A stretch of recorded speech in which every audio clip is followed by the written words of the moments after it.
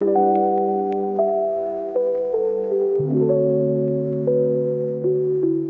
parle souvent d'appareil photo, mais je me rends compte que j'ai jamais encore parlé de celui que je préfère utiliser.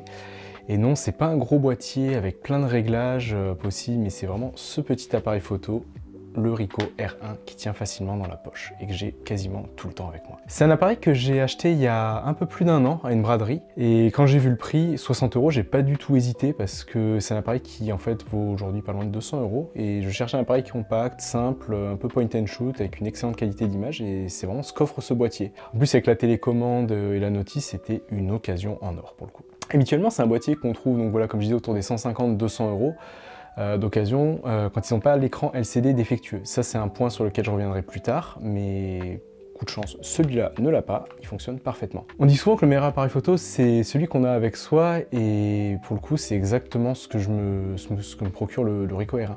Il se glisse dans la poche, il s'allume instantanément, il prend des photos d'une qualité qui est plus que correcte, et il se fait oublier dès qu'on n'en a pas besoin. C'est l'appareil photo que, là, comme je disais, que j'ai très souvent avec moi quand je voyage, quand je me balade, ou même quand il y a des événements en tout genre, des soirées, des anniversaires, des mariages, et c'est vraiment avec lui que j'immortalise ces moments importants. Je fais pas forcément beaucoup de photos au téléphone, je préfère prendre le temps d'en faire à l'argentique, alors ça fait peut-être un peu bobo hipster, mais c'est le cas. Et en fait, ce Ricoh R1, il est tellement simple d'utilisation, mais à la fois tellement complet, avec son objectif 30 mm ultra polyvalent, un flash, un retardateur, aussi quelques petites fonctions en plus qui le rendent unique et parfait un peu pour toutes les situations. On a un mode panorama, alors c'est assez cosmétique parce que l'idée c'est de mettre deux petites bandes noires en haut et en bas des photos pour avoir cet effet un peu de photo écrasée, mais je sais pas, ça améliore les photos de paysage et c'est quelque chose que j'aime beaucoup. Il y a aussi un mode wide panorama qui là va élargir un petit peu le point de vue à 24 mm. On a aussi un mode nuit qui va faire des poses un petit peu plus longues sans flash, donc c'est bien pour faire des photos dans des lieux sombres mais avec un peu de lumière artificielle ou des feux d'artifice, tout ça. Ça va pas vous faire de la photo astronomique par contre. Et aussi, comme les appareils jetables, on peut inscrire la date sur les photos, voilà, c'est cool pour avoir le souvenir de l'événement. Alors cette vidéo, c'est un peu ma lettre d'amour au Ricoh R1, mais c'est vrai qu'à force de l'utiliser et de l'emmener partout, je trouve que c'est un appareil qui est parfait. Parfait pour faire des photos sans se prendre la tête en fait, et c'est ce qu'on cherche d'un bon appareil. C'est un point and shoot, voilà, on l'allume, on vise, on prend la photo, et c'est presque impossible de la rater.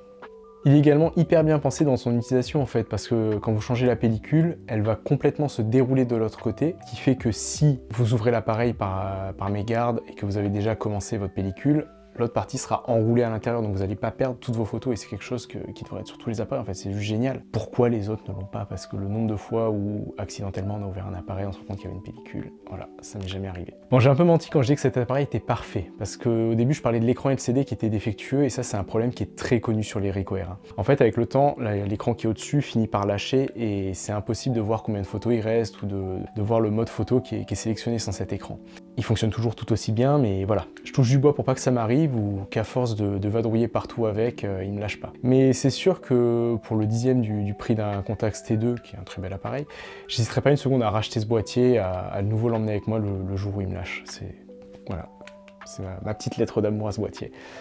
Vous avez aussi vu un peu quelques exemples de photos un peu dans toute situation au fur et à mesure de la vidéo. J'espère que, voilà, que ça vous a intéressé sur ce boîtier, que ça vous a plu. Si un jour vous en voyez un d'occasion, franchement, n'hésitez pas, il se glisse dans la poche, il est parfait, il fonctionne. Quant à moi, je vous dis à bientôt pour une prochaine vidéo. D'ici là, prenez soin de vous. Salut!